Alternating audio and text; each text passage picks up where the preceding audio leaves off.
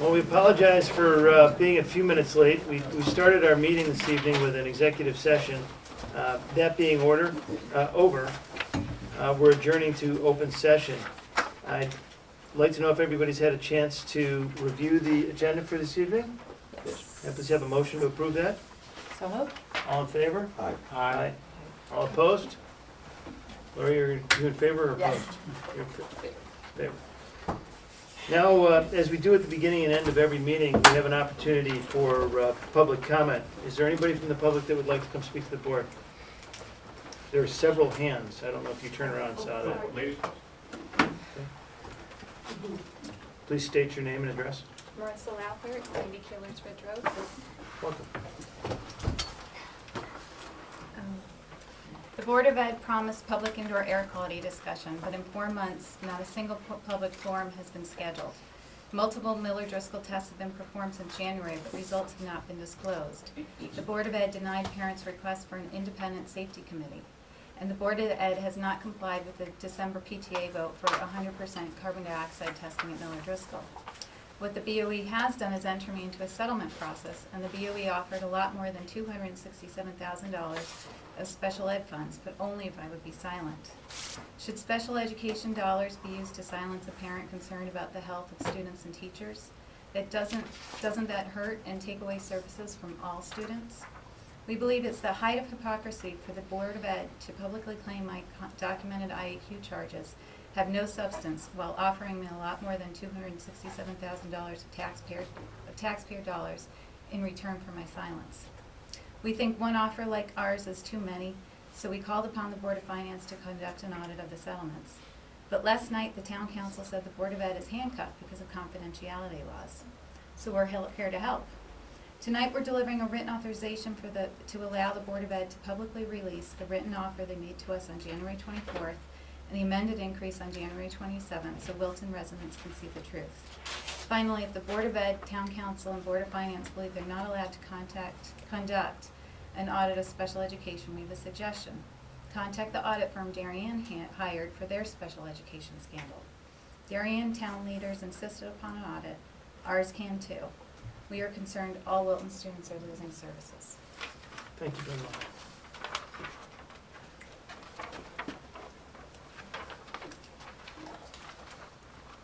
Anybody else?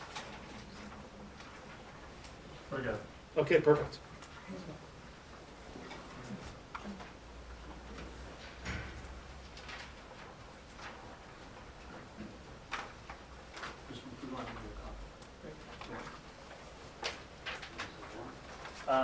Can we stand? Certainly. Please Thank state you. your name and address. Thank you very much. We'll just take one test today. Thank you. Thank you.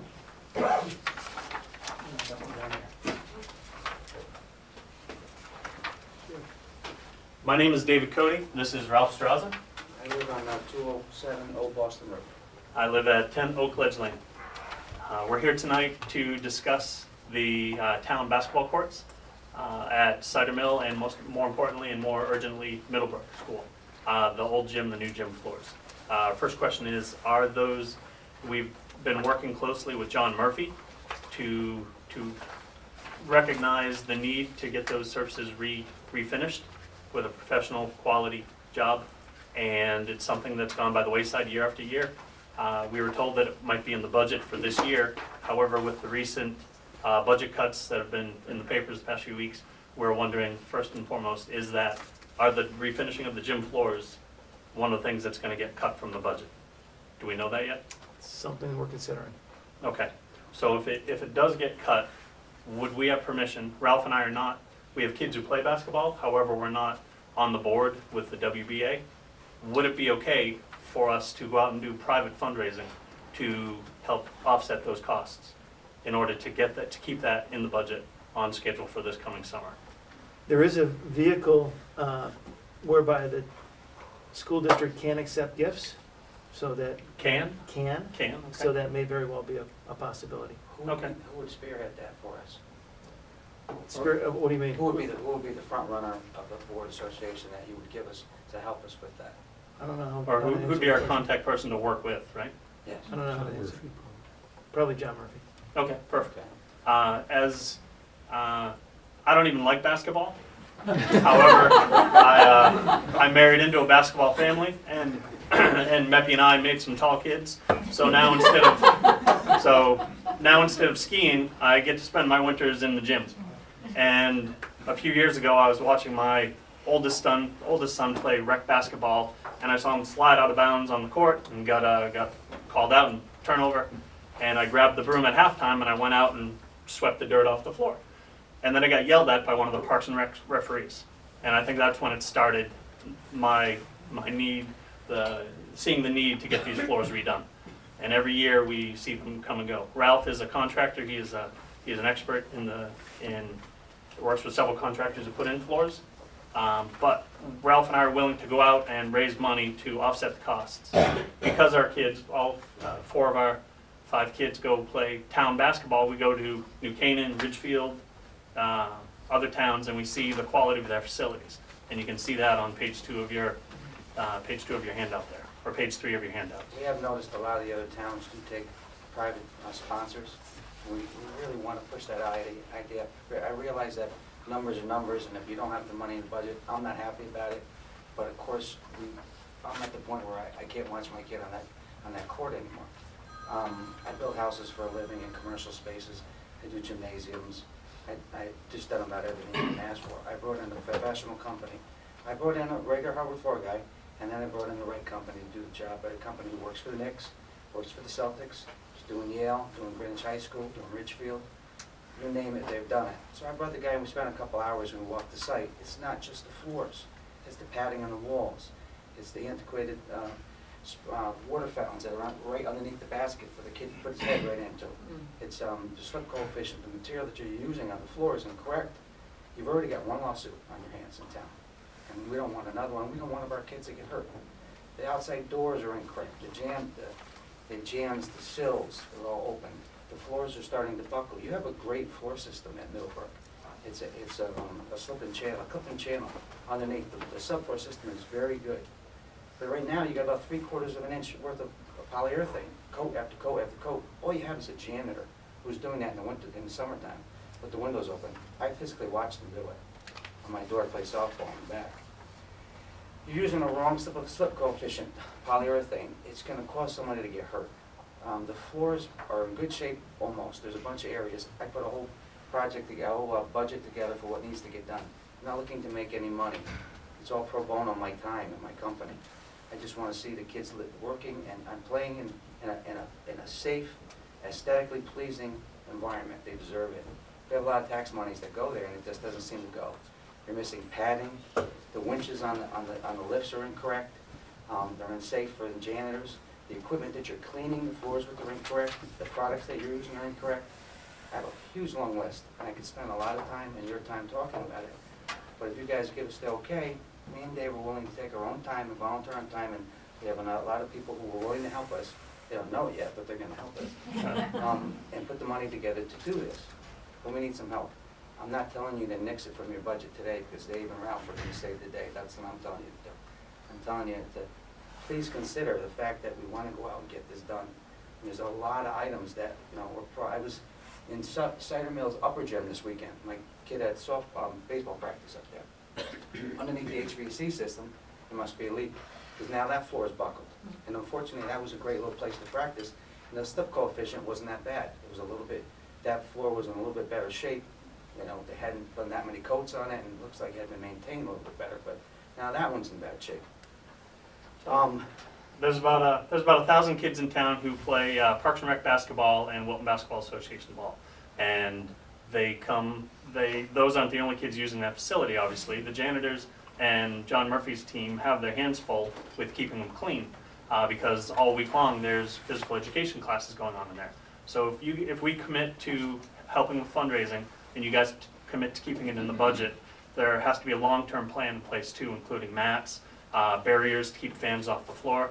I have a father-in-law who loves coming out after the game and show my sons, what they should have been doing out on the court. And of course, he just came in from the wet, snowy, icy, salty parking lot, and there goes, and he's not the only one who does it. Please don't tell him I call him. But, however, we've got to put a plan in place. So if you guys commit to it, it's not just a one and done this summer. Great, wow guys, Ralph, congratulations, you got a new floor.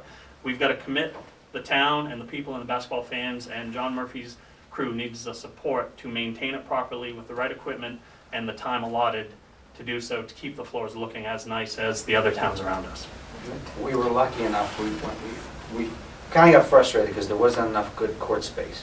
And either the floor was in bad shape, or the dividers got stuck, or you name it, and we got phone calls for it. So we went searching around for basketball space. The nuns have a great space up there. Unfortunately, they now converted it into a conference room. Up at Sisters in Notre Dame. So we went all over, and the Y was really nice, they gave us some space. But then we went over and knocked down the athletic director's door, Chris McDougal, the new guy, okay? So, we were really lucky. Chris opened the door, open arms for us. He got, the field house itself here has 4 full courts.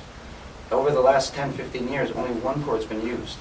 He went and got the other 3 courts, the other 3 nets certified, dropped the nets, got the board certified, got the nets all redone, wiped off the dust, and we were able to get some of our kids some playing time in the, in the lower school levels from 4 to 8, for 8th grade.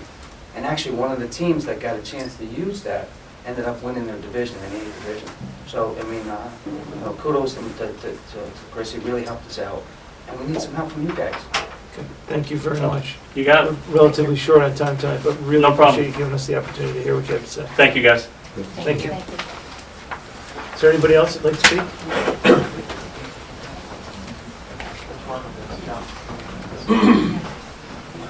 Never seen you in front of this board. How are you? How we doing? Good. Ed Papp, 28 Walnut Place in Wilton. How can anyone from Connecticut not love basketball after what they just did? Good for them and good for us. I simply want to comment on this swirling conversation going with special ed. I am all for the confidentiality and the privacy that children are entitled to under the law. That's important. I, however, also want to say that accountability is as important.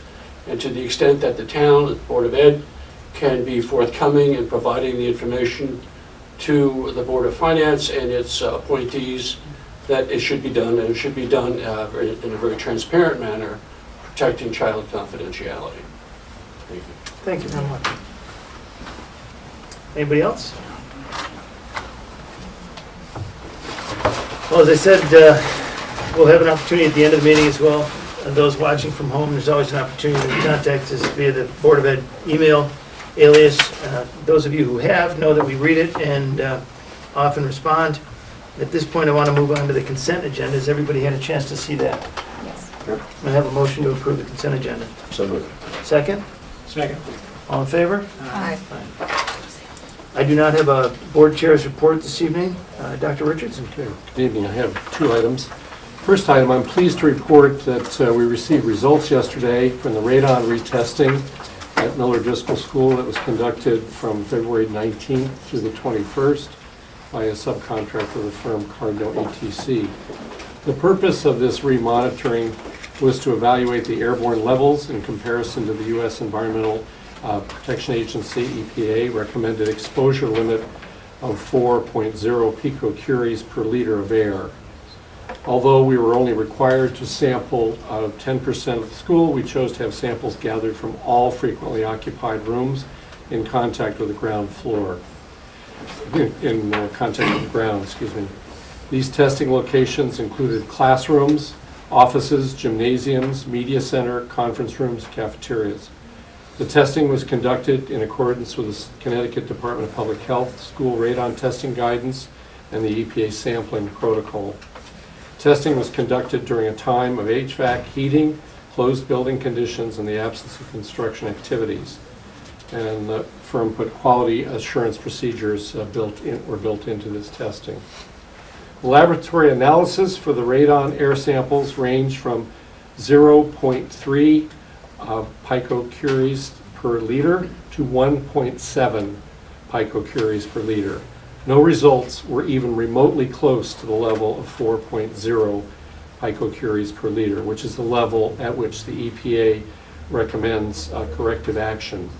The conclusions and recommendations section of the report concludes with a statement, therefore no corrective actions need to be taken at this time. As you know, similar testing was also conducted at Cider Mill, Middlebrook, and Wilton High School from March 5th through 7th, and we will share these results publicly when we receive them. The comprehensive indoor air quality assessment of Miller Driscoll was conducted last month, and we should be getting reports from the companies this month, and as soon as we receive these reports, we will share this information with the public. We have asked why it's taken so long. One of the reasons we were told is there were 120 different procedures that were done with the spore, the microbial part of it, and which takes time to do. So again, we have not received it, we've asked for it, and we expect to, within the next, no later than 2 weeks, to have this information. We will release it to the public. We will put this report that I just alluded to will be on the Miller Driscoll website tomorrow, and as will other reports. So we will, when we get these, we will put them on the website the next day. Will that be on the public side of that site? I beg your pardon? Will that be on the public side of the Yes, site? yes. And we can put it on our district site as well, so that it's available. We will be looking to arrange for a meeting that we had talked about once we have the results and have the industrial hygienist there to present the information and respond to questions from the public. Second item that I wanted to speak on tonight has to do with examining our organization. At last week's Board of Finance meeting, we received some sharp criticism from some members of the Board of Finance relative to our efforts at trying to find ways of doing business more efficiently and less costly. As we continue with the budget process that will conclude early next month, I wanted to set the record straight with respect to the ongoing efforts to examine our organization to find more cost-efficient ways of operating without affecting our ability to best meet the needs of our students and achieve the high level of success that has long been the hallmark of the Wilton Public Schools. Each year, during the deliberations of the Board of Education, Finance, and Selectmen, we hear statements about the importance of looking at the way the town and the Board of Education deliver services. The word efficiency is often used. In thinking about that and discussing complex processes, we believe that it is important to define the key terms and assumptions that guide specific work that we have engaged in aimed at examining our own organization and improving our organization and trying to find ways to make us better while also looking at ways where we can contain costs. I think it's clear, and I've said this before, that education is not the corporate world. While there are many important practices we do and can take from the corporate world, it's important to note there are significant differences between corporate entities and schools. A lot of similarities, a lot of differences. Like hospitals, we are in the caregiving business and must operate with such a complex array of legal mandates, the most significant of which are unfunded or underfunded. We are expected to respond immediately and often publicly to the concerns of our clients. We are charged with providing free public educational programs to children ranging in age from 3 to 18 and in some cases 21. Unlike businesses, we cannot control the raw material we must work with. In almost all cases, we cannot impose rate increases on our clients. Nor can we abandon a service, for example, transportation or special education, because it is not profitable. We are subject to a variety of political pressures from a range of constituencies, and these pressures can lead to mission creep.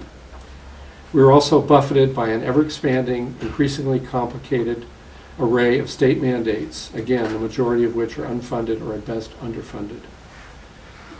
In thinking about improvement by way of definition, we define our improvement efforts, or as some have called it, restructuring, as changes in our instructional, administrational, or operational practices, or in the way we deliver programs and services. Some of the assumptions that guide our restructuring processes include, but are not limited to, the following. We're committed to a belief in the value of continuous improvement. As educators, we have 4,234 roughly children under our care, In responding to children's needs and those of their parents, we are expected to be careful, caring, thoughtful, thorough, professional, and to address them in a timely manner, despite whatever else may be happening at any given moment. Depending on the circumstances of any given issue, we cannot always handle things efficiently, particularly if efficiency means quicker and cheaper. Potential cost savings. As we think about potential cost savings, we look for ways to find potential cost savings.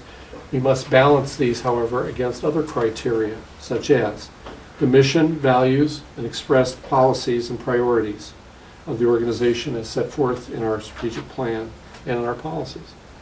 The requirements and the spirit of the law. The capacity, resources, and time needed to accomplish the restructuring. The importance of using best practices. The cost-benefit analysis of the restructuring initiative, and the needs and expectations of our community we serve. Some restructuring may not result in either initial or long-term cost savings, but may greatly improve the quality of programs and our services. Some restructuring may not be voluntary, but may be mandated by state or federal legislation or by court action, case law. Finally, we do not change for the sake of changing and believe that change initiatives require thoughtful planning. One of the things we've struggled with, as the board knows this year, is that we're dealing with multiple mandated changes at the state level being rolled out simultaneously. And it's created a huge burden on districts throughout the state. Having said this, it's important to note that the process improvement initiatives we've undertaken in response to the question, how are we changing our organization and the way we work? With respect to instructional practices, we're continually modifying them to reflect best practice and are revised when our results suggest we need to explore new ways of delivering instruction. The implementation of full-day kindergarten programming, which greatly improved our instructional program and also reduced student transportation costs. Greater emphasis on data-driven decision-making. Program reviews by the Tri-State Consortium, which is a group of 45 high-performing districts in Westchester, New Jersey, Connecticut, and New York State. We have in our self-study of our science, social science, language arts programs, we've engaged in deep self-study of these programs. Based on their findings, the visiting team makes recommendations that result in restructuring of our curriculum. SRBI, or scientifically research-based interventions. These are efforts aimed at identifying the level of remediation which a small percentage of our students need.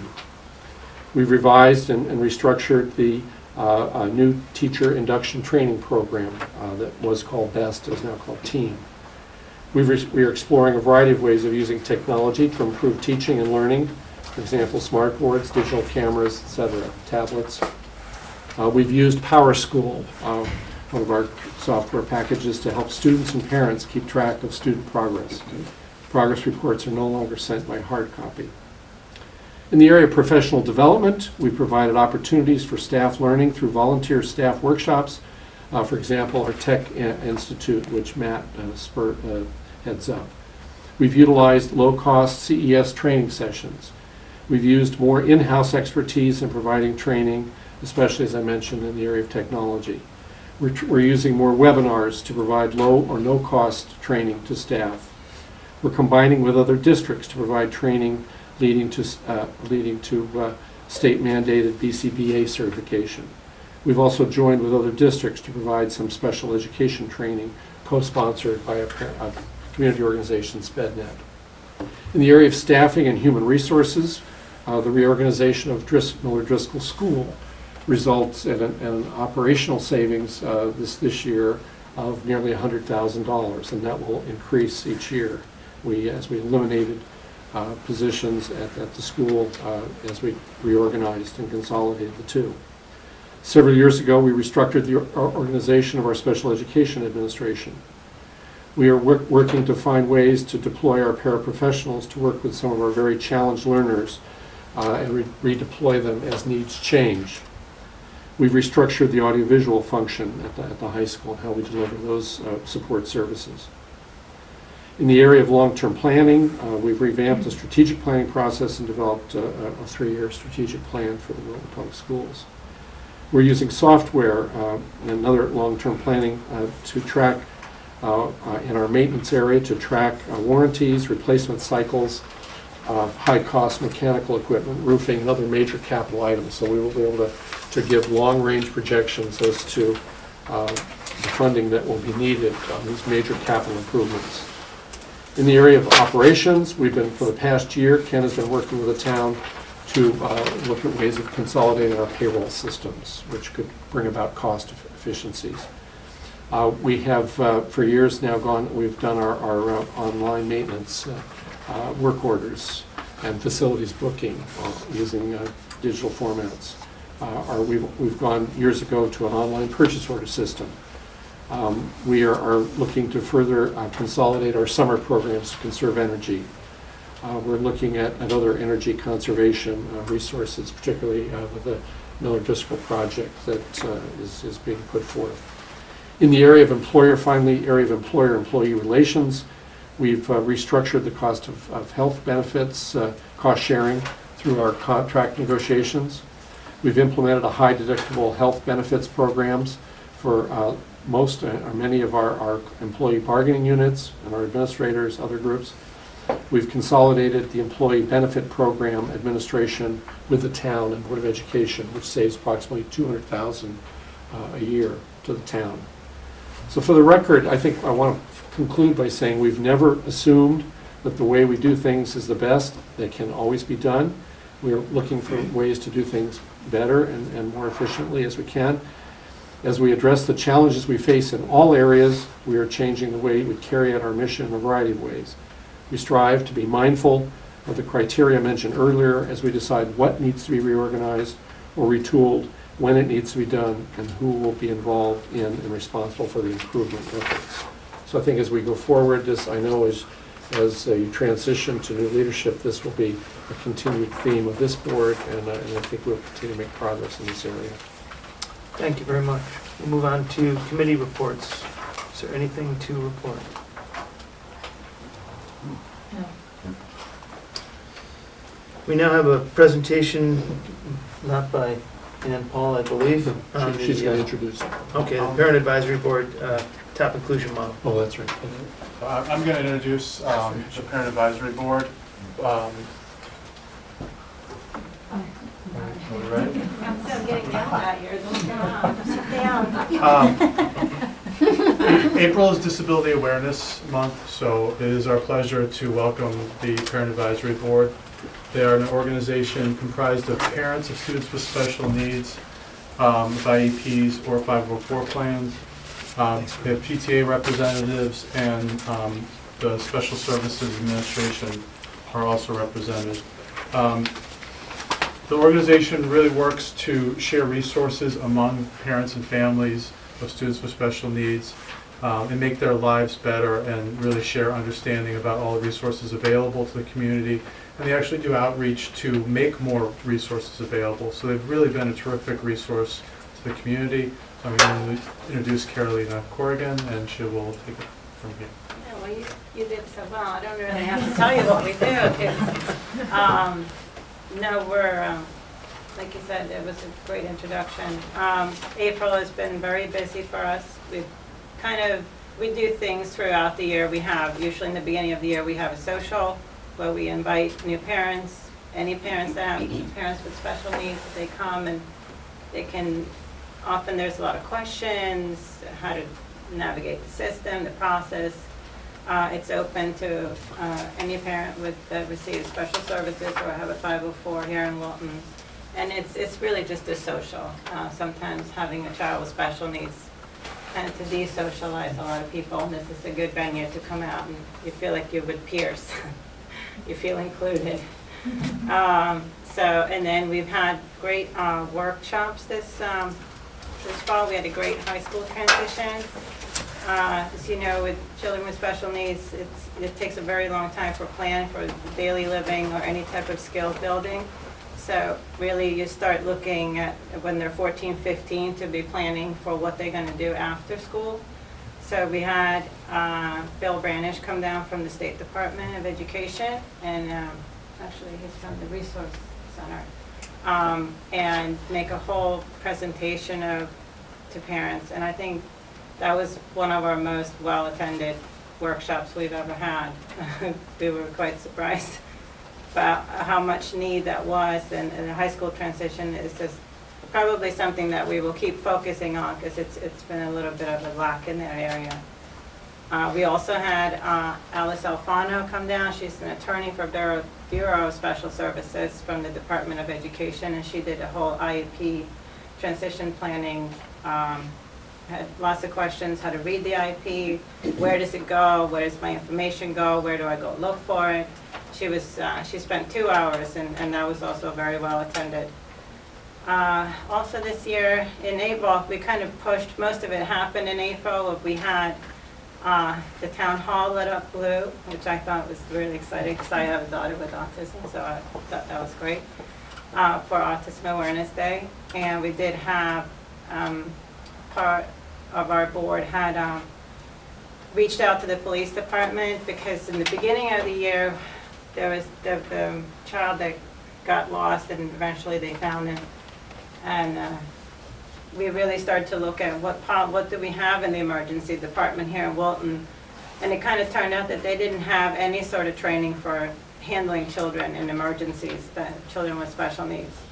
So April 4th, with the combination of the Parent Advisory Board and I think it was Sarah Locke, if I don't, and was down, and they did 2 trainings. So 32 police officers got training, and there's also a letter that was just finalized today that will go out to kids with special, or parents, to know how to register your child in case of an emergency, so that when they respond, this pops up and it says that, you know, your child might be nonverbal, or, you know, runs and hides under the sink if, you know, if there's loud noises. So the police are very, you know, they're aware of that. And some of our little, you know, teenage boys, or they can be quite, you know, big, and they might, you know, they might be misconstrued if they don't really understand what the police is asking them to do. So this is what we did. And then we have top inclusion models is coming right behind me here. They did some great, they'll tell you at Middlebrook and Cider Mill, and we've had pledge cards. Patty, do you want to hand them out? And we had bookmarks go around to all the students about different people with disabilities.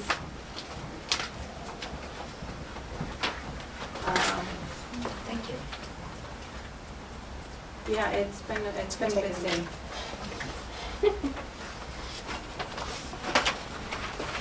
And here's my squash. Can I get the right size?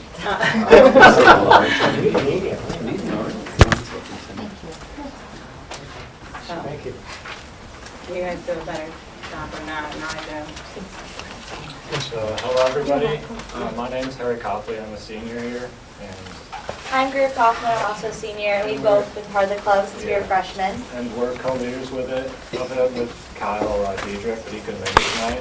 So basically, I joined the club through my brother who started it with JJ Monroe, and the club has really inspired me over the course, because normally I'm a pretty shy person, and just the club has taught me values and beliefs, and it's just really opened up my mind and my personality about people with and without disabilities, and really how to treat them and treat everybody in general. So the goal of the club is to kind of break down the barriers of not awkwardness, but maybe of intimidation or anything like that, and making new friends and really bringing people together and the community together. Like yesterday we went to Middlebrook and we talked to all the kids about basically just coming together and also spread the word N-word, which we'll talk about in a bit. And they were really, like, we could tell they were really inspired. We got great feedback from teachers, Mrs. Coleman, Mr. Higgins, everybody, and we were really inspired too. And obviously they're all great kids there, and they knew about our club because we've been going the past couple years to Middlebrook and Cider Mill and all the fun nights, and just presenting to them and just talking to them and really trying to break down those barriers down below and build it right up. Personally, I joined the club because I have 2 older brothers, and my parents were like, all right, you gotta put something on your resume for college, get into college. Yeah, you do sports, but that's all. So I was like, okay, I gotta find a club that somewhat interests me or whatever I can just put on my resume. So at the club's fair when I was a freshman, I came across the table of top inclusion models, and I saw a friendly face, JJ Monroe, because I seen her, cool older girl who I watched play soccer, and I played soccer too. So I was like, all right, I'll put my name down. I went to the first meeting, and it turns out, really loved it. I loved I love being with people. I consider myself like very friendly and outgoing. And this club really taught me personally, and it was pretty awesome because I am able to educate my friends now on being able to include others and now educate the youth on it as well. And basically what our club does is, like Harry said, it began 3 years ago to help younger children with disabilities. And we're like, why are we excluding everyone else from that if it's just solely on disabilities? So now it's just the broad inclusion for everyone. So we've gone down to Cider Mill and Middlebrook, and we're hoping to get into Miller Driscoll as well. We go and speak to this, like Harry said, we were at Middlebrook yesterday and spoke to them about spread the word to end the word, disabilities, bullying, everything. And spread the word to end the word, as you can see on your shirts, the big R on the back. And I have a sticker here that now all the kids are like running around Middlebrook probably with our stickers everywhere because we handed them out to everyone. What that stands for is the word retard and how it is used in a very derogatory way. And some people don't even realize when they're saying it, it doesn't even make sense, the context. Right. And it's similar to the word gay. If you're like, oh, that's so gay, it doesn't make sense. So we are trying to educate everyone on how to eliminate the use of that word and how it's not cool to use that word and to pick on people for their differences. Because we like to say, turn your disability into an ability. And people with disabilities, yeah, they might be limited in some ways, but they have some awesome attributes and traits that put them aside from us as well. And although maybe their brains might function differently than someone without autism or Down syndrome or whatever it may be, they have some pretty cool things that make them special as well.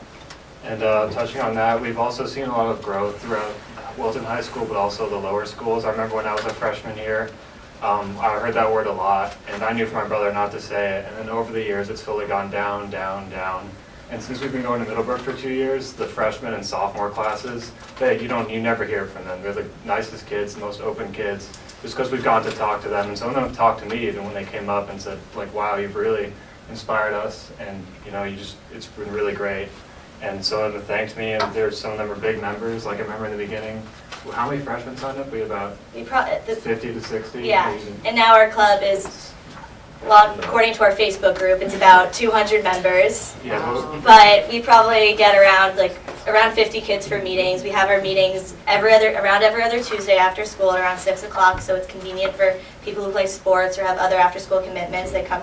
Our meetings are generally around no more than 30 minutes. Yeah. We talk about what the future holds for our club, things that we've seen in the high school, things we need to improve on.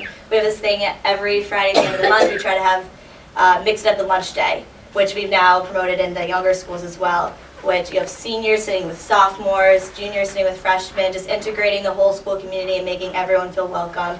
And you don't see that one kid sitting alone at lunch all the time, because no one likes to see that, and I'm sure that person doesn't like it either. So yeah, we did that last year at Middlebrook, and I remember seeing the 8th graders, and we had just talked to them and told them about spread the word to end the word and bullying and what's expected and what's not tolerated at the high school and how it's not cool to pick on people because of their disabilities. And we went to lunch, and it was so chaotic. There were people like bouncing off the walls, like trying to pull up chairs. And I remember I got in trouble in Middlebrook for having too many chairs around my table. There's only allowed a few. So there was 10 chairs around a small table that should really only have 4. And people were sitting with all different, getting out of their comfort zone, sitting with different people from different friend groups. And it was really cool to see. And that makes us feel good. We're not just here to do something that makes us, that we think just makes other people feel good. We get that same feeling in return. And it's really heartwarming, and yeah, it's just a really good thing. I remember yesterday everyone went to Middlebrook. I think it was during 7th grade lunch. I went to sit with a boy. He was sitting by himself, and slowly more chairs pulled up, and there were about 20 chairs circling the table, and they were all talking to him, and you could tell he was just really happy that people were sitting with him and paying attention to him. It's just a really good thing to see, and it inspires me too. It's heartwarming, as you said, just to see that, and that's really the goal of the club, is to get everybody together and just break down barriers and build friendships. And as the shirt said, yeah. The little motto we have. And hopefully for the future, we want to try and make a club in Middlebrook that connects the high school in Middlebrook, both the students can connect and also the ideas. And hopefully we can go down and keep it going and try and build from the ground up. Yeah, and like at our meeting, meeting with the Middlebrook students, I said, and my peers said, like, we're not here as the word police. We're not here to tell you what to say, what you shouldn't say, what you should do, and what you shouldn't do. Because no matter what, people are going to do what they want to do. And that's just inevitable. And what we said was, we are just here to tell you, especially for the 8th graders who will be incoming freshmen, what we think is expected, what we think is right, and what we think is tolerated at the high school and our community here, and to ultimately eliminate the use of the R word and just make the community more accepting and like more open-minded for everything. And a little activity we did yesterday was we had these like big flashcards, and let's see. So clearly it says yellow, but deceiving because it's green. So what the activity was you're not supposed to say the word. You have to say what color you see. And it starts off really easy. Then we start doing a little fast, and everyone's like stumbling on their words, getting wrong, like they're saying yellow instead of green or black instead of yellow. And everyone starts laughing, and we're like, see, no one's perfect. Like, you think that task is easy, but it's not. And then we did a little survey, like, raise your hand if you have or wear glasses. Like, I raised my hand. Raise your hand if you have allergies. Things like that, like, puts us aside from everyone else. And little things like that that you don't normally think are weird or different are. And it just makes everyone unique, and that's why we're stressing on embracing everyone's disabilities, and yeah. So just in conclusion, just the club is just to bring everybody together and stop the R word, and just everybody in the community, as I said, down below and to the high school and outside, and we're hopefully moving to another school soon. I know we've had some students from Ridgefield come watch our meetings, and hopefully next year or the year after they can start up their own club, and hopefully we can just bring it around and just inspire everybody to just be together and be happy. So thank you. That's Yeah. wonderful. Thank you very much. Thank you. Does anybody have any questions?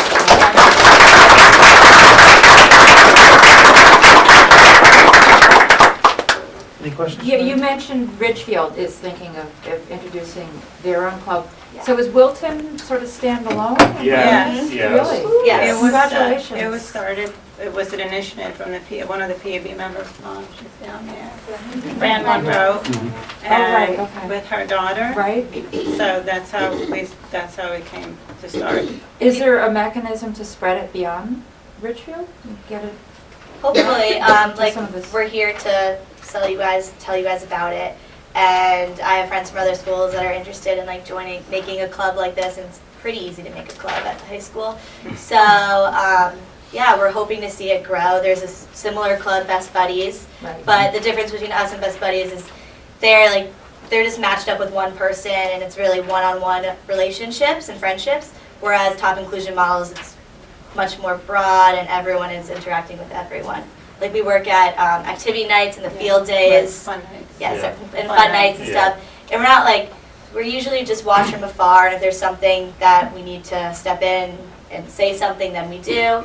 Or if we need to modify a activity, like I was working at one of the Cider Mill activity nights, and there was just a kid with a broken arm and couldn't do one of the sack races or something. So we had to modify it for him. So it's not just exclusively like disabilities and stuff like that, so.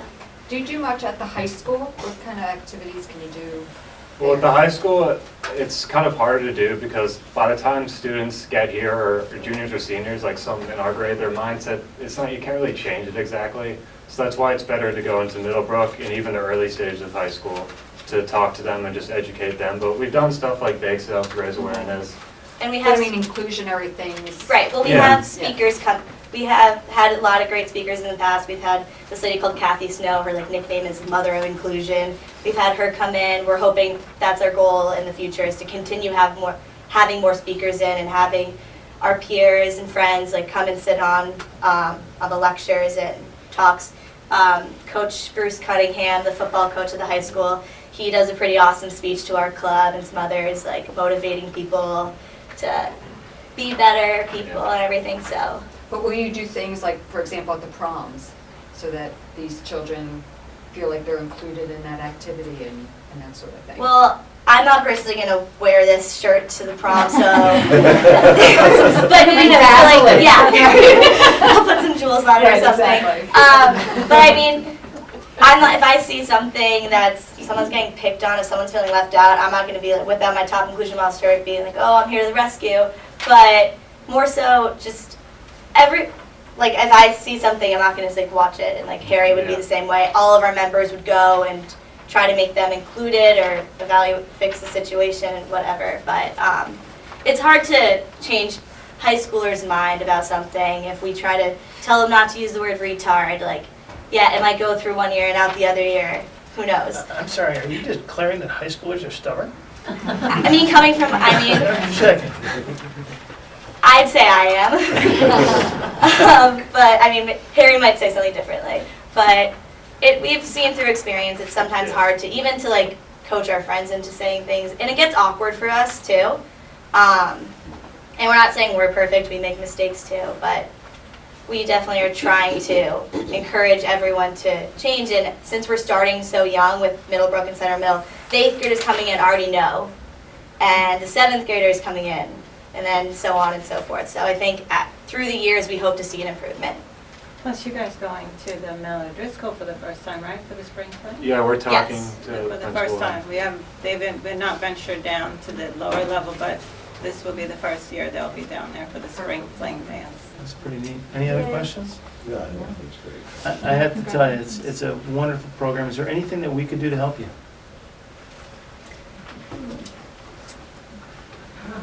Anyone? Okay, think about it. If you think of something, let us know. Okay, thank you very much. Thank you. Thank you very much. Thank you. Thank As you. far as the Parent Advisory Board, I have to say, it's been wonderful what you've done for the district. The board doesn't get directly involved in it, No. but the feedback that we get through the administration is the work that your group does is invaluable to our district. I want to say thank you. Well, thank you. And thank you to Dr. Richards, always been a nice supporter for our group. Mhm. We'll miss you. Thank you very much. Thank you. Thank you. Enjoy the shirts. We will, thanks. Oh, near and dear to my heart. For those of you who don't know, the State Department of Education has decided that it makes sense to pass a legislation that requires a regional uniform calendar. Dr. Richards is going to present it, but I'm going to say a couple words before you do. The calendar is probably one of our most contentious items throughout the year, and it probably is. The budget was. You haven't been through the calendar You yet? haven't been through the calendar I personally have a hard time with things being mandated and dictated to us from Hartford. This one I have a difficult time with personally as well. But I find it very ironic that the calendar that they're proposing is the calendar that we adopted last year, almost day to day. So with that, I hand it off to you with good luck. That concludes my report. I was going to begin to point out that last year, the Board of Education in June, or May, I believe, approved a calendar for 2014-15. And it's, when I had my notes to talk about tonight, it's with some sense of dread and trepidation that I bring a draft calendar to the board for 2015-16. Just likely allude to the law that the Assembly had passed last year that created a task force, a uniform regional school calendar task force in each of the Connecticut RESCs, or regional service center areas. We're served by CES, which serves 16 school systems in southwest Connecticut. The law envisioned common school calendars in each of the regions of the state that would take effect in 2015-16. And I'd like to share the draft that the CES Region Committee has developed. But I would also point out that before anybody becomes too exercised about this, there is pending legislation that would delay implementation of this law until 16-17. The law said you can do whatever you want in 14-15. We have a calendar the board has adopted, but there now is this bill pending to delay implementation. we will know the outcome of the bill by May 3rd or thereabouts. So having said that, I'd like to just share with you some of the guidelines that the legislation mandates on districts as they establish their school calendars. At least one is at least 180 days of actual school sessions during each school year. We have 181, and we have for many years. A second provision is a uniform start date, so that all of the districts in this region would have to be starting the same date. Uniform days for professional development and in-service training for certified employees. No more than 3 uniform school vacation periods during each school year, not more than 2 of which shall be a 1-week school vacation period and 1 shall be during the summer. The task force did, as I said, make a recommendation to extend the implementation guidelines later on, so we'll see how that plays out with the legislature. You have a copy of the draft calendar that we've received from CES, and as you can see, I want to kind of walk through it quickly. The start date in 2015-16 is that year Labor Day falls late. It's September 7th. The start date is the Wednesday before Labor Day of each year. So in this case, the school would start on Wednesday, September 2nd. The impact on this is a slight change. We have often, as have most districts in the state, started late in August, which helps us with when we have years of horrible inclement weather. We've had several years of fairly challenging weather, but this would have us starting the 2nd of September, which is several days later than we generally start. Rosh Hashanah, schools would be closed in 15-16. That's Monday, September 14. No impact on Wilton Public Schools. We've had that built in our calendars for years when the Jewish holidays fall during a weekday, school day. Yom Kippur will be Wednesday, September 23rd. Election Day, schools will be closed for students and staff must report for professional learning. We have generally had this as a PD day for our staff, so that is no change for us. Thanksgiving, schools will be closed for Thanksgiving and following Friday. Again, that's no change for us. December break in 15-16 is December 24th through January 1st of each year. And so in 15-16, the schools will be, for you long-range planners, closed from Thursday, December 24th through Monday, January 4th. Again, that's generally what we have done in the past, depending on how the calendar shapes up with Christmas. Martin Luther King Day that's no change, that Monday, January 18th. February break, schools closed on President's Day and the previous Friday. So in 15-16, schools will be closed Friday the 12th and Monday the 15th. This is kind of an impact on districts because some districts have chosen to make that February break a full week. Others have done, as we have done for several years, kind of a long weekend approach with the staff development day tacked on as well. Good Friday, no change. That would in 15-16, that's March 25th. Spring break, schools will be closed the 2nd full week of April each year. So in 15-16, schools will be closed Monday, April 11th through Friday the 15th. That's a slight change. Spring break has moved a little bit. We're generally that 2nd week in April. And then Memorial Day, no change. The regional calendar as proposed does not regulate early release days, snow day allowances. Some districts build them in, we don't. We have our graduation is a moving target. We set the date as we did April 1st each year by policy. It doesn't regulate when graduation is. We sometimes will have the last day of school on a Monday. Our graduations are always the Saturday following the last day of school. So in some weeks, some years, the graduation is, our last day is Friday and graduation Saturday. In other years, there may be several days between the last day of student day and graduation.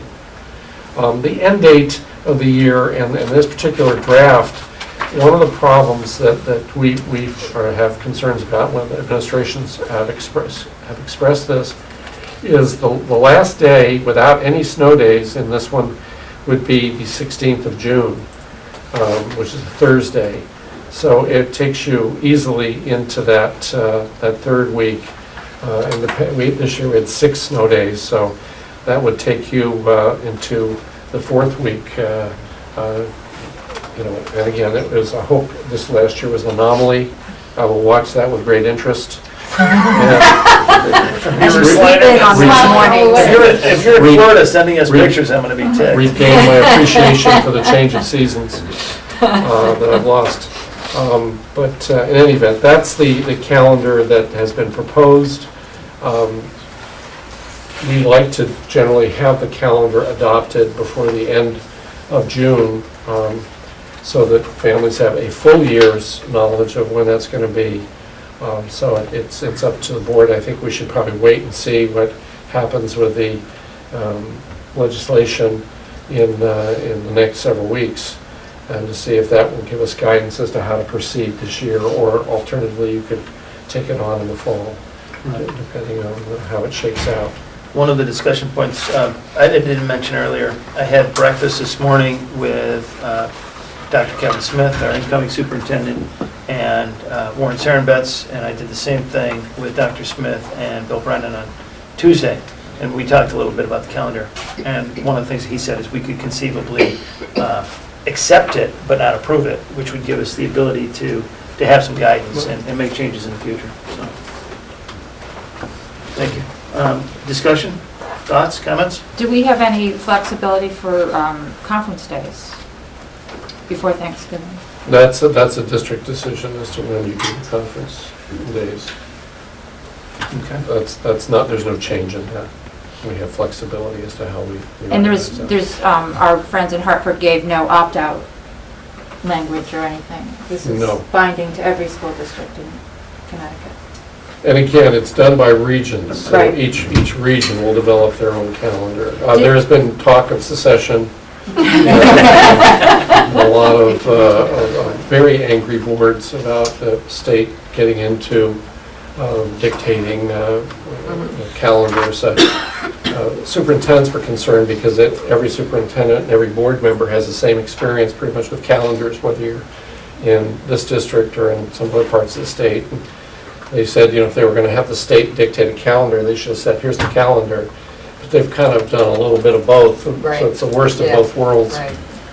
where they've dictated some things that we don't Right. like. For example, the start time, which drives the end time, and then they've kind of mucked around with some of the other stuff. One of the things that I find frustrating with it is by mandating common professional development days, it puts all the school districts in competition Right. for speakers for professional development days. What's that going to do to the cost of those speakers? Yeah. In my opinion, it's probably going to drive the cost up. Well, I think one of the things, and Dr. Smith could speak to this more adequately, but one of the, as the law has changed with regards to teacher evaluation and the whole goal-setting process and so on, it's also driving how we will deliver professional learning. So I think we'll be getting away from, we'll be getting away from some of the large group, lecture kinds of presentations. We've kind of gotten away from a lot of those. We've had some keynoters occasionally, as you know, but we've also tried to target it to the objectives the learning objectives that teachers have. And I think that, it's still, even having said that, there's still small group sessions that we would be competing for the same speakers. I don't know, Chuck, if you want to add anything to that. Eloquently, as we personalize professional learning, we don't know that we're going to be competing for, speakers to come in and do large group work. But we will be competing for the experts to come in and do some coaching with individual teachers. Like, for example, one of the Joanne Freiberg, who's the, in charge really of the whole bullying initiative around the state, is much sought after, and we've done extensive work in our schools with our staffs on how to promote better school climate with regards to the whole, meanness and what is bullying, and really we've done a lot of work in that area. And it's going to be hard to book people like her to I do think the some of those. advantage is that if we have common professional learning days, we could partner with other districts to, because if it's very personalized, we may have some teachers that have similar needs to Right. teachers in other districts, so we wouldn't, because we have the same calendar to be able to plan professional learning. And we've done some partnering, as you know, with Weston, and that's a good, and so that has been another thing. We've tried to save some costs by sharing speakers. We've had some really good people working with us. One of the other things I was wrestling with is, parents do try to get their kids out of town, and the thought of every school district in this area trying to do the same thing at the same time, it's going to make it pretty difficult on families to pull that off. These are regional again, so that there may be, I don't know how much variation there'll be, Right. between the northern regions in the state. Imagine everybody at Westchester County Airport, around 95. So I see holes in it. But other thoughts, comments, questions? We have some flexibility yet. Yes, we do. Okay, thank you. We'll move on then. And we move into the action items at this time. And Dr. Richards is presenting the recommendation for the new Director of Human Resources and General Administration. It's a real pleasure to introduce Susan Paley, who's here tonight. I haven't had the opportunity to meet her as I was not involved in this search process. But unfortunately, Dr. Cicchetti has got that nasty bug, and I ordered him not to be here this evening. He came in for a little bit yesterday, and we had to Purell every door handle because he was very, very sick. So he wanted to be here, Susan. But on behalf of Dr. Superintendent-elect Dr. Kevin Smith, I'm really pleased to recommend the appointment of Ms. Susan Paley as Director of Human Resources and General Administration for the Wilton Public Schools. We've had an extensive search for, Dr. Cicchetti has been here on an interim basis, and we've had an extensive search for a permanent person in this position. And Ms. Paley, I'm pleased to say Ms. Paley emerged as the finalist from a pool of more than 20 applicants, 6 of whom were interviewed by the search committee, and some of you had served on as the board liaison on that committee. In addition, Ms. Paley spent significant time with Dr. Smith in the cabinet,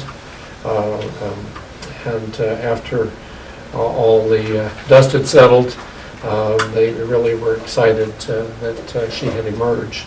Mrs. Paley earned a Bachelor of Science, a degree in International Relations and Education, as well as a Master of Science degree in Education from SUNY New Paltz. She also holds an MBA concentrated in Finance and Marketing from the University of Connecticut, the national champion women and men basketball teams, and a 6th-year certificate in Educational Administration from the University of Bridgeport.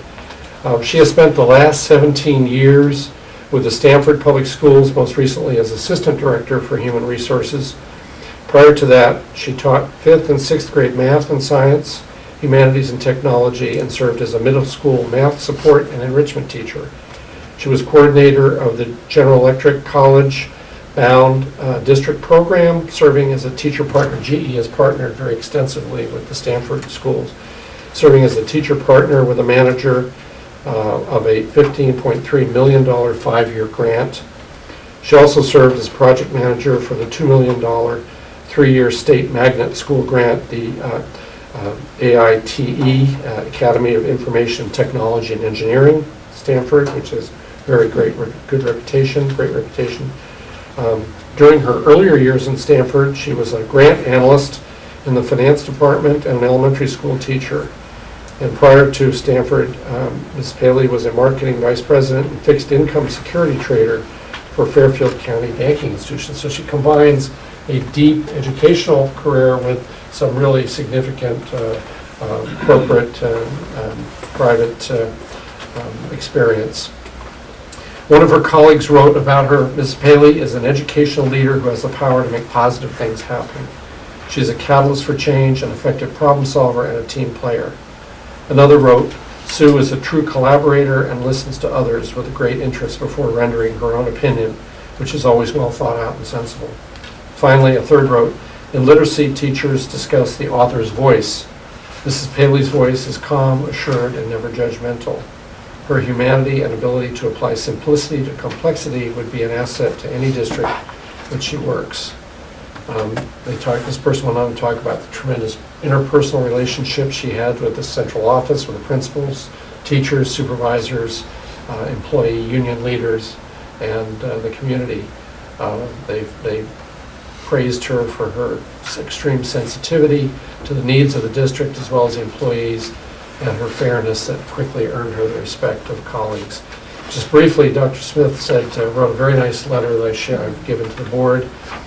He wrote, it is clear to me Susan has a deep understanding of high-quality instruction and has the capacity to work with others in a way that will lead them to be their very best. In the field of educational leadership, practitioners talk all the time about the need to have more courageous conversations. Susan is clearly doing this effectively. So it's a great honor and privilege to recommend her to you, to introduce her to you this evening as Human Resource Director, effective July 1. Thank you. Welcome, Susan. Thank you very much. Really pleasure. Do you have questions? I can only say as being on the board and having had the opportunity to interview her, we are fortunate. Clearly. Thank you. Thank you so much. Thank you. Other questions? I have a motion to approve the recommendation. Second. All in favor? Aye.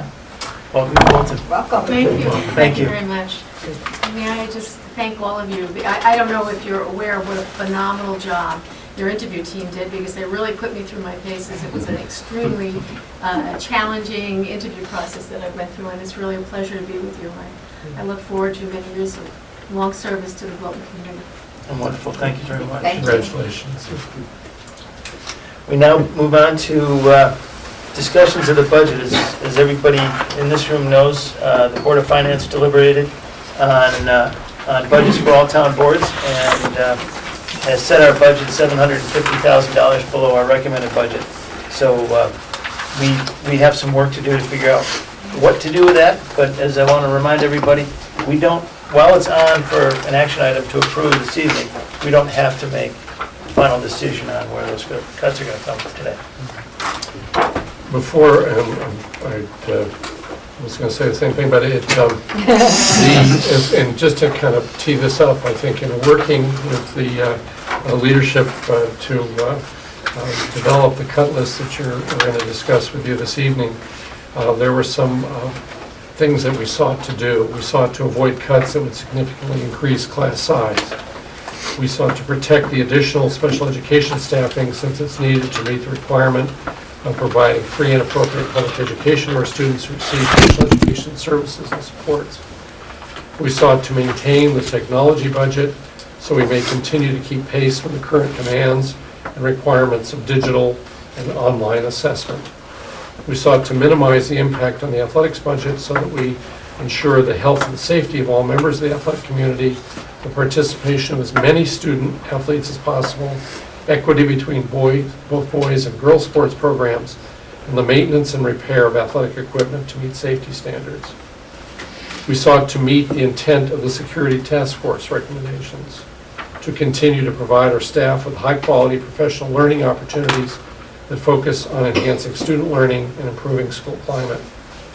We sought to support staff in implementing Common Core state standards and the new SBAC assessments, and to provide resources needed to meet the requirements of state-mandated teacher evaluation and support plan. I've asked Mr. Post and Dr. Smith to walk us through the reductions and to explain the administration's rationale for these reductions. And as Mr. Likely said, the board does not, although they don't need to act on this tonight, we will need a decision on April 24th, so the voters will know what is being included in the budget as they vote on the town budget in May. So welcome, Joan. Okay, so I thought it would be best if perhaps Ken and I went through all of the recommendations first, and then we can open it up for some questions and discussion. So we're recommending several reductions in staffing, the first of which is a 0.4 FTE decrease at the high school. As you may recall, we originally proposed 3 additional FTEs at the high school to account for the projected increase in enrollment.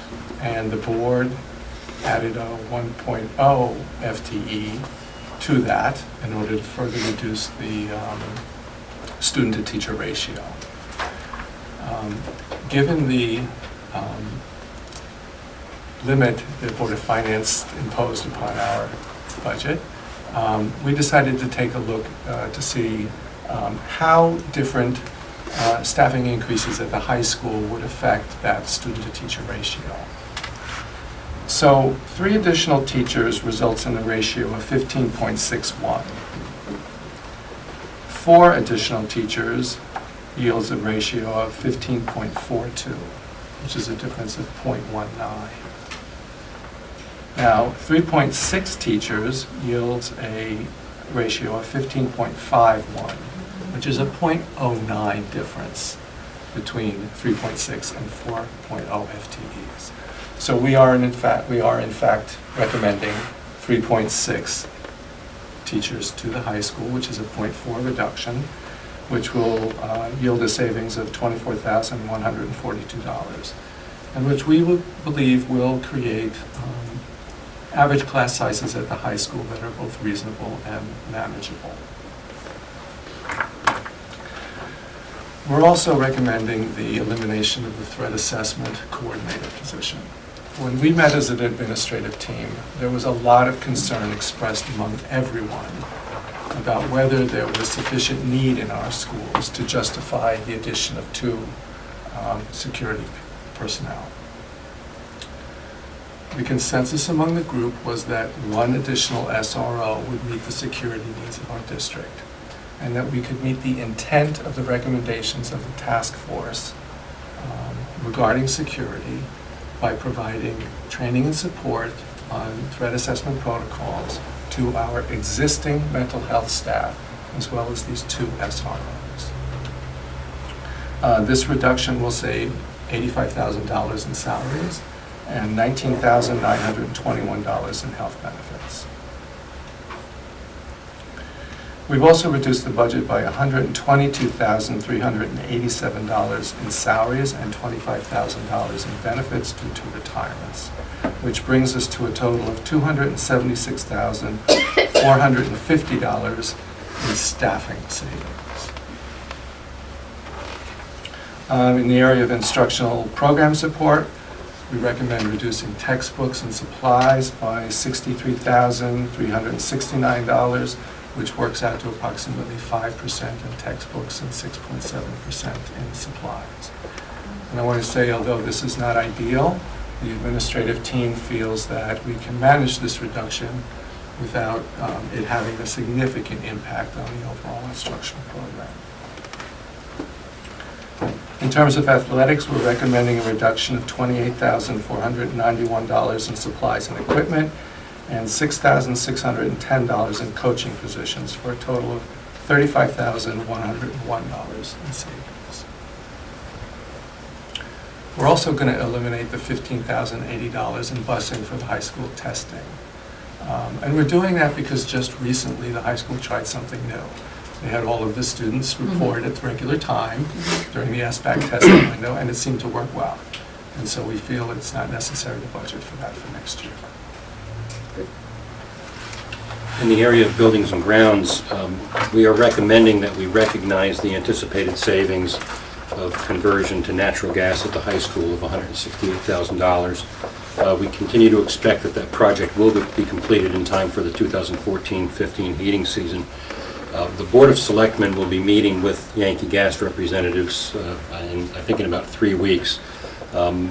If we get information to the contrary, either from that meeting or actually from any time after that. The board does have the authority to alter its budget at any time. So we believe that we should recognize the savings now, and if we need to do something different later on, we can still do that. In the area of facility site work, we're recommending $62,000 be cut out. The restroom stall dividers at Cider Mill, we intend to use some of our regular maintenance funds to repair the worst ones and keep them operating until we can get them all changed out, probably next year. $30,000 for classroom refurbishment at the high school, and $20,000 for the overhead mat storage at the high school, which means remaining in the non-recurring site work budget would be $50,000 for indoor air quality testing and monitoring at Miller Driscoll if needed. Refinish the gymnasium floors at Middlebrook for $60,000. Continuing the renovation of the classrooms for STEM at Middlebrook for $25,000. Putting in a new exhaust hood for the Family and Consumer Science room at Middlebrook, and replacing stair treads at the high school. Additionally, we are recommending cutting $130,000 out of the $170,000 that we had in the operating budget for security projects. As you know, the town is bringing forth a $500,000 capital bonded school security project, which really contains the most important and urgent proactive safety enhancements or security enhancements. Our reduction still leaves $40,000 in the operating budget for various projects that are not included in the capital project. And these would mostly be among the nature of adding some more controlled access points and expanding our camera network to some degree. But again, most of the proactive and protective types of measures are in that bonded project. And that all adds up to $750,000. Amazing. I know we can't, for security reasons, can't ask you a lot of questions about the cuts in that area, so I just want to remind folks about that. But I want to open it up to questions. Laura, you want to start? Yeah. I submitted questions prior to this meeting and received answers, so thank you for that. I appreciate that. And I guess, as normally, they would be posted on the website so others can review them too. But thank you for providing those answers. Other questions, comments? Yeah, just on the threat assessment coordinator. We have one SRO today, and I thought the budget had in it another SRO and a threat assessment coordinator. Correct. And you want to eliminate the threat assessment coordinator. Right. I think I have a hard time with that. That I never really think about, and I'm not sure I'm in a position to really accept that. And I appreciate what you're saying. We don't think we have a problem today that we need that.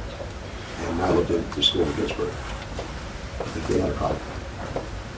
And not that the threat assessment coordinator would have prevented it. I don't know. But Well, I think you've hit on the problem that we're all struggling with, is that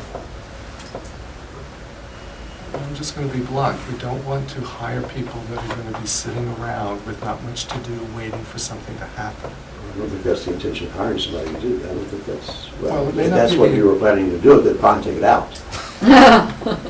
Okay, I mean, I don't understand that.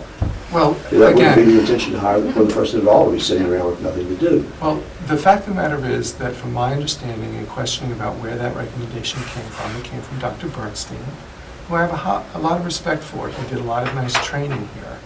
But I didn't get any answers as to whether that recommendation came from any systematic analysis of the capacity of our own staff to fulfill those responsibilities, or the number of threat assessments that we actually engage in.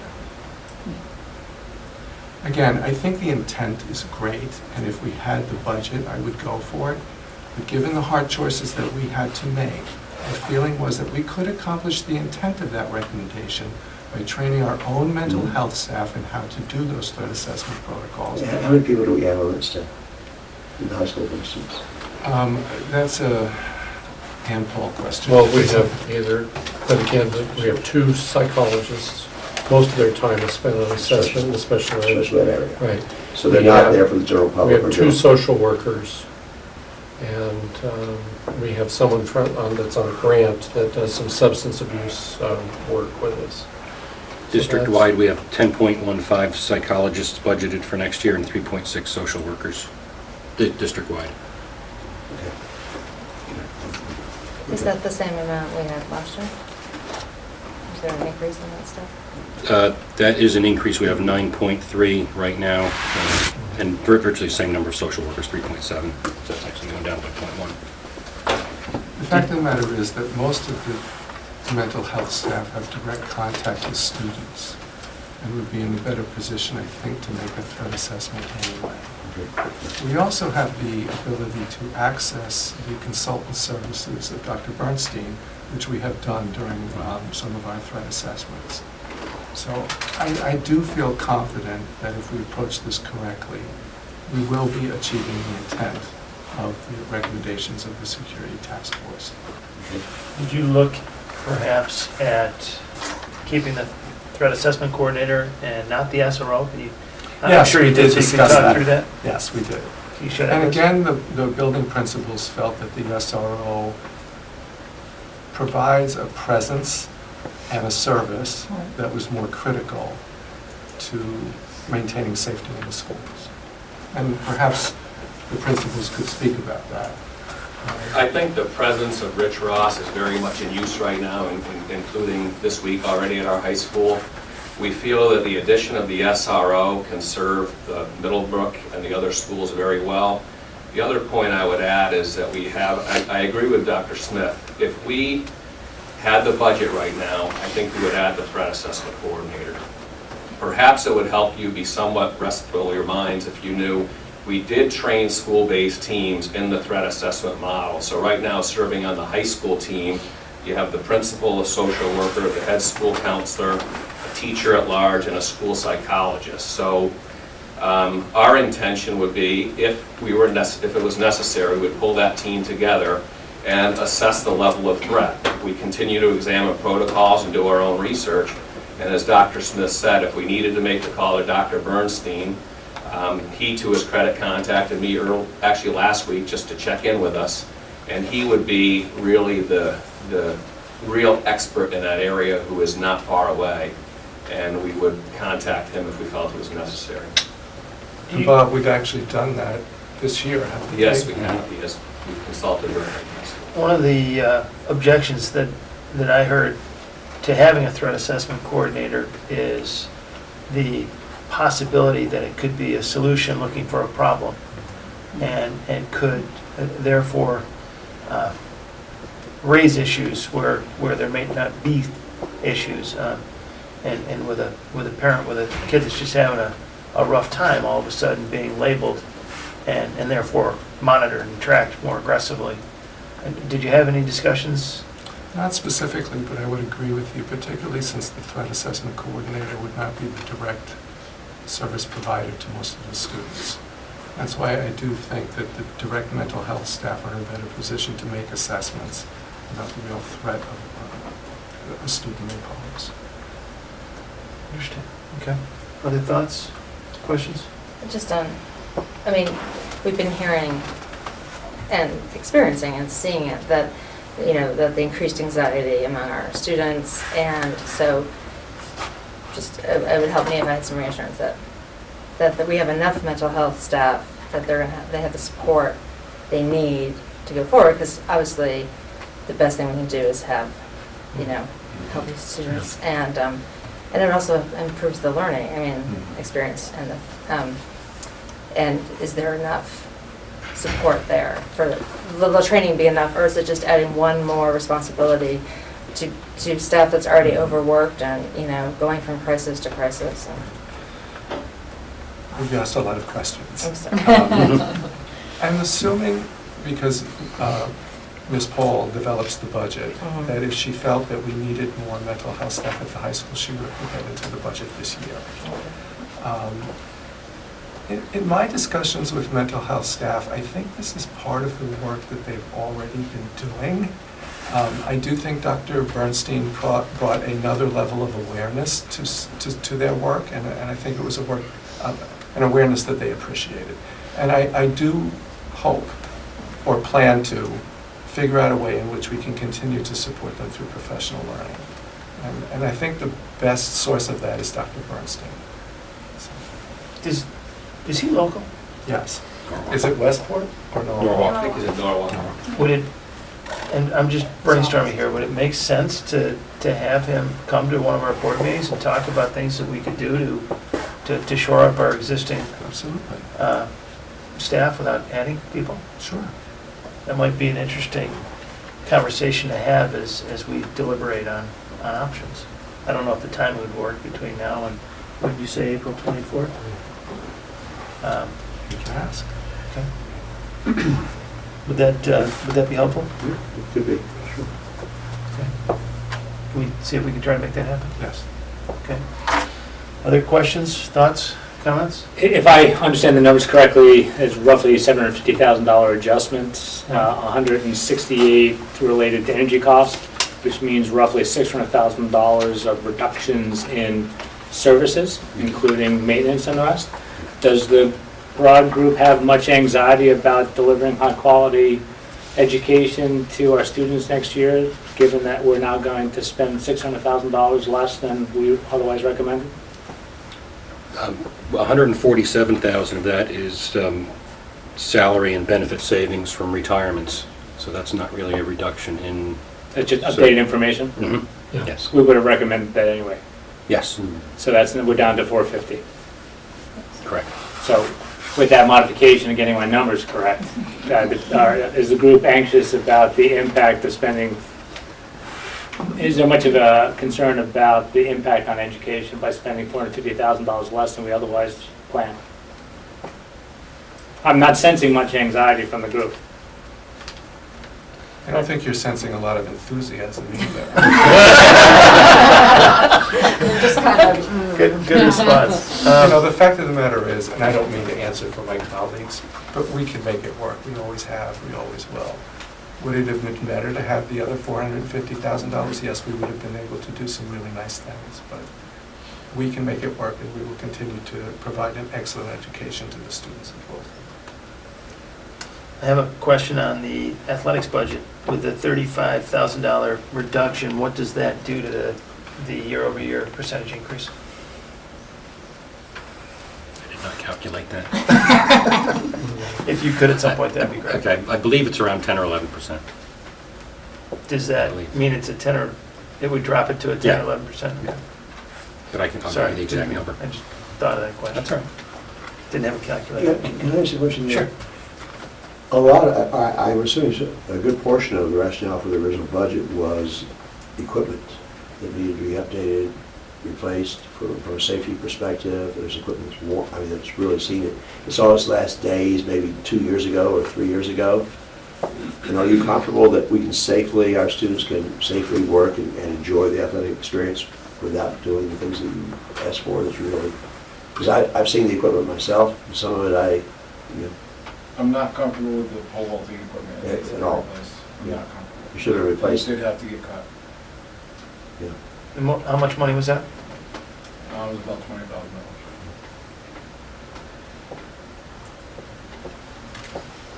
Sounds like something we need to revisit. yeah. From a pure safety perspective, I think it would be a wise move. And I just wanted to confirm that the changes we're making at Cider Mill in regards to the, Team approach. thank you, I didn't know that's not being touched. And at Middlebrook, we were adding the math specialist, that's not being touched, so I just wanted to highlight that. I So appreciate that's that. good. Okay, We're so- happy to The see gym that. floors are intact. And the gym floors for the two gentlemen that were here earlier. Dave and Ralph don't have to go hand in No, hand with their but cup. it was interesting that they brought up some other issues, though, that it's not just the Floors. floor, but it's the equipment. padding Yeah. and Yeah.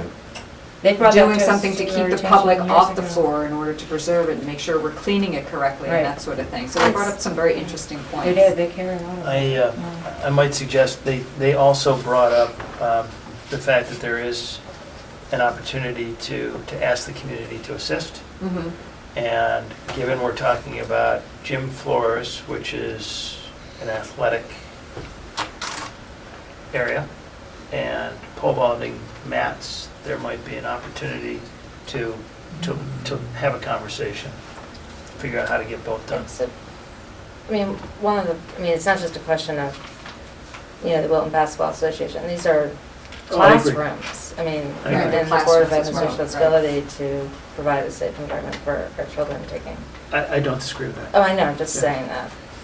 The same with the pole vaults, but, Yeah. you know. I do have a question about the HVAC system in the Cider Mill gym, though. It sounds like it's not Right. doing what it's supposed to do, so maybe that needs to be addressed. But I got the impression that if the floor is warping under it, that was probably an old problem, but I can have, I don't know. I'll look But into it. it comes back to the fact that when we have tight budgets and we cut maintenance, it comes back to bite us. You know, it's the same as our own homes. Right, right, Right. right. Okay.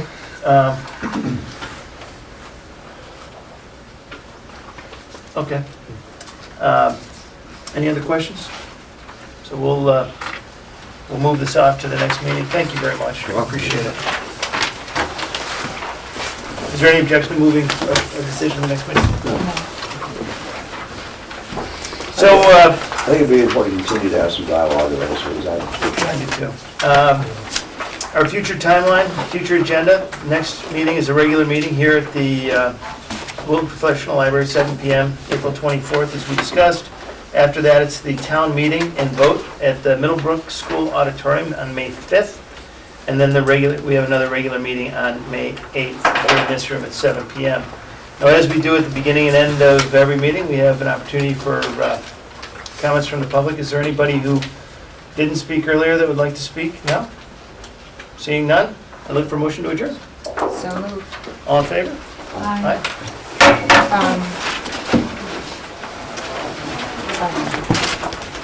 We can-